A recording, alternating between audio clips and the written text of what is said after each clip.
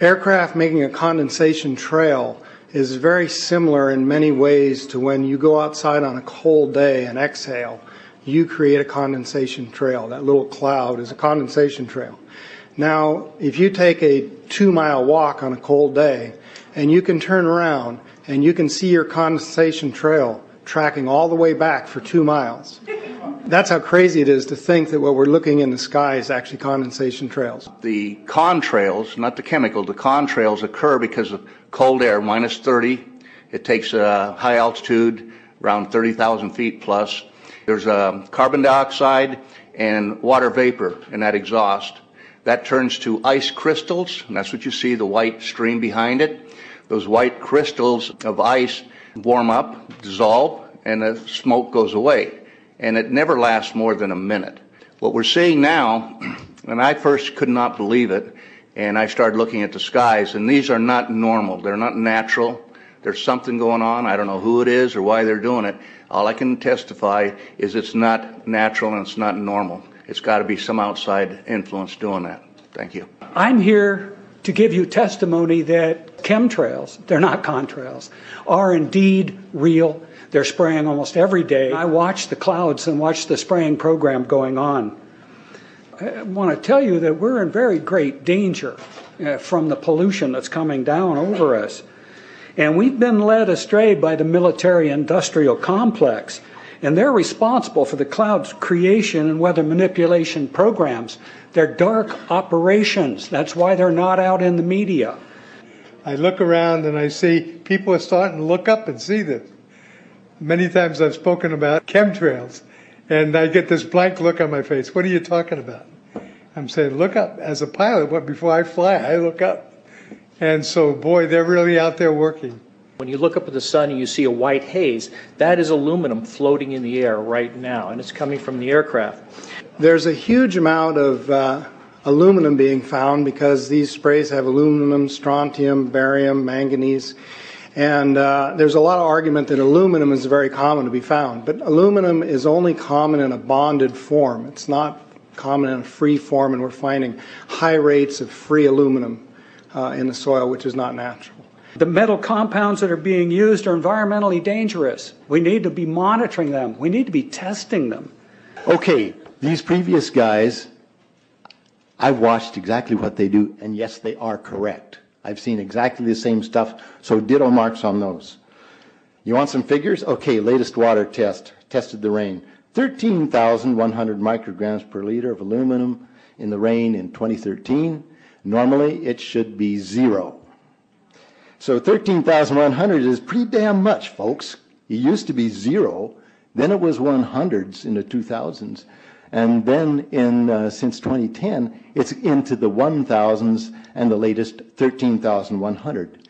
In the snow on Mount Shasta, pristine Mount Shasta, 61,000 micrograms per liter, 4 times the amount that is found in the soil up there. Where in the hell is this stuff coming from if it's not coming from the soil?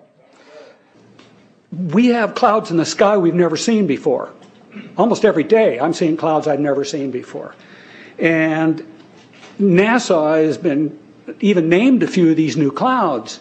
It's really interesting, but NASA is a corporation. I want you to know that. NASA has also conducted a research program in what they call metallized fuels. We're actually putting aluminum oxide right in the fuel because it has 2 atoms of aluminum and 3 atoms of oxygen. So during the combustion process, it releases all that oxygen and dramatically increases efficiency, but it leaves the aluminum in the air. We got things coming from sky down, and it's a huge, huge problem. Because as it comes down, what happens is a couple of things. Is that it actually is in our air, we breathe it. And as we breathe it, it's actually going to go up to our nostrils, into our brain, easiest access to our brain frontal lobe. The contaminants that have been identified, which already been mentioned, are aluminum. Aluminum is the #1 free radical generator to the brain to cause early apoptosis, which is early death of brain, and it begins to set off the scar tissue, which we call the amygdalin, which is part of the chemical matrix related to Alzheimer's. I'm a neurologist practicing in Reading for 17 years, and in the past 5 years, I've seen the number of patients with Alzheimer's disease, Parkinson's, and other neurodegenerative diseases tremendously increased, almost quadruple. I became interested in chemtrails about 8 years ago when I was in Hawaii, and the Hawaiians are really being very vocal about it. I concur about the increasing number of Alzheimer's. They have been able to take the aluminum and micronize it, which means it'll stay up longer.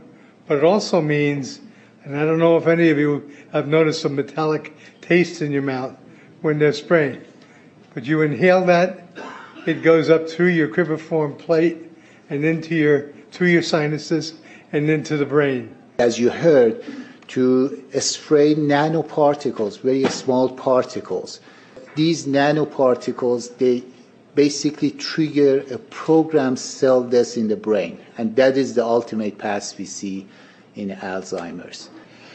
That's problem number one, because when we look at the Alzheimer issue, we say those are the old. The real problem is, and the real scare I have, is as I am a father of 2, I am a grandfather of 3. So the drama is our children. ADD started in the 70s. Autism was not on the radar. There was no documents, there was no information. It was 1 in 100,000 children. Today, what we have is 1 in 48 boys. I was part of the early group that was looking for aluminum in ADD and ADHD. And all of those children that started to develop those phenomena had high levels of aluminum. When we figured out protocols to detox them out, to free the body of those particular contaminants, what happened is that their brains came back. When we do this to the age, it doesn't come back as quick, but it will come back. But I'm seeing Alzheimer's in 56 years old. Back in the 70s, Alzheimer's when you were 80. If you remember 8 to 10 years ago, there was this big move to get rid of aluminum from underarm deodorant because it would cause Alzheimer's. Look what they're doing to us now. I want to give you a little bit of history on the background behind nanoparticles has been described before. A nanometer is 1/1000th of a meter. It's very small. In fact, if you have particles, say, that are 40 or 50 nanometers across, you can take and line 50 of them up next to a single red blood cell. These things are extremely tiny. They're pervasive. The collapse and decrease of agriculture is something I worry about even more than the previous info about autism and Alzheimer's. Believe me, I'm seriously concerned with what I'm watching. As a wildlife biologist, I've been watching the ecosystem collapse. When you lose all your stream organisms, when you have aluminum overload in your streams, you're killing your microbial bacteria and you're disrupting the entire ecosystem. So it goes way beyond just a little bit of pollution. How did Monsanto know to create aluminum-resistant plants? I don't think I've heard anybody ask that question. Okay. Insects. I've done studies in Siskiyou County. They're at 20% of normal. The aquatic insects basically made a nosedive in 2006 to about 20% of normal. So far this year, I've sampled 200 trout stomachs. 98% of them are empty. So sorry about the trout fishing, fellows. The mayflies, stoneflies, dipterus, and caddisflies are damn near gone. The terrestrial sampling is down to about 20% of normal, except for pest species like ants.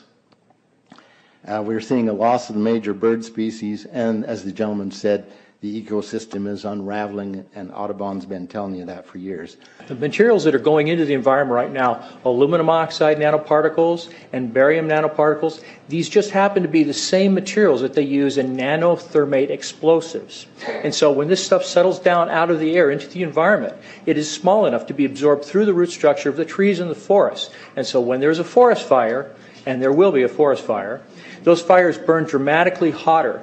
The point is that the cost of firefighting, the cost in the healthcare system have nearly doubled in the last 10 years. The amount of acreage is lost because of fires. The impact on human health is dramatic.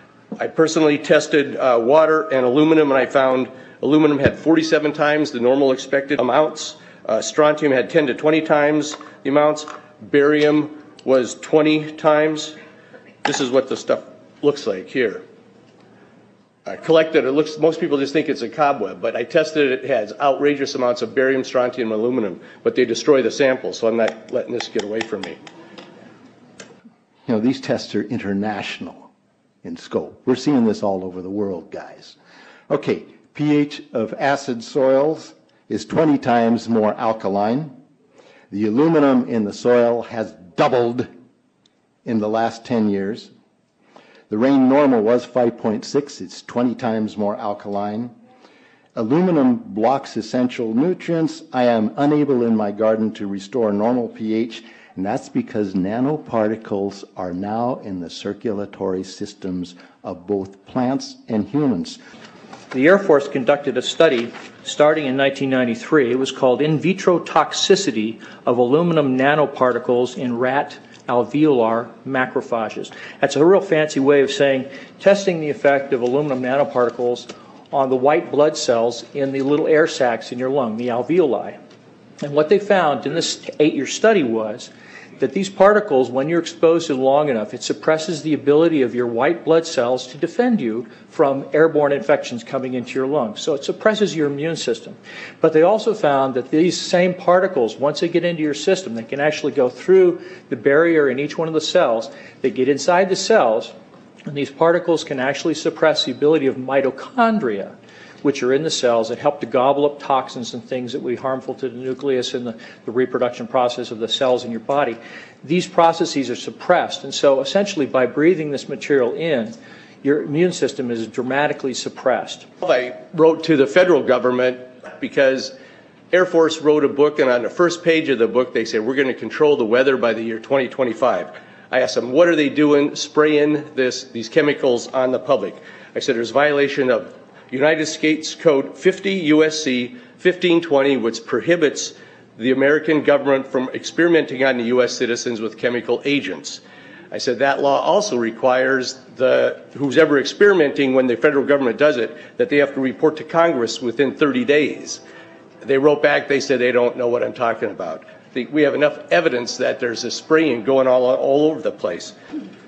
We were warned about the takeover of our freedoms by the military-industrial complex by both Eisenhower and Kennedy. They're gaining traction on us, folks. We are in trouble more than just a spraying program. All I can say is it's about time we get up in arms about this, because it is affecting our health. It's high time that we as citizens of this great country take action. Board of Supervisors in Suffolk County, New York, they outlawed geochemical engineering. Hawaii passed an ordinance prohibiting geochemical engineering.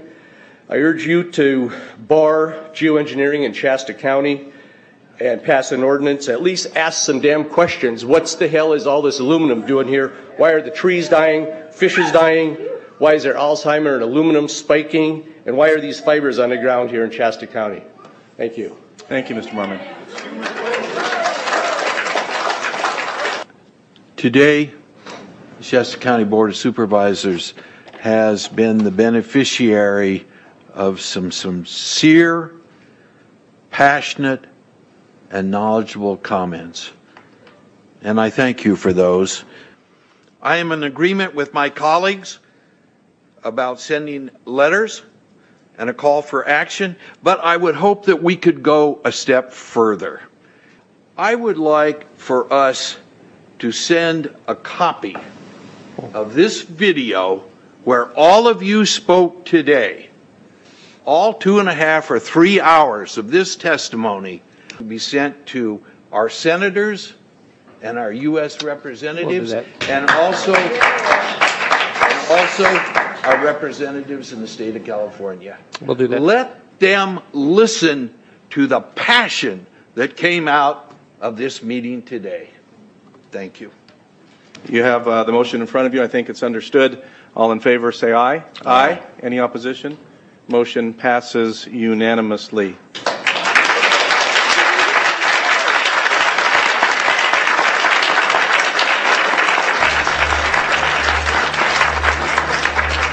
It wouldn't surprise me at all if the response is one that exceeds far the boundaries of Shasta County in terms of the platform that is offered, as evidenced by those who attended today from around the world.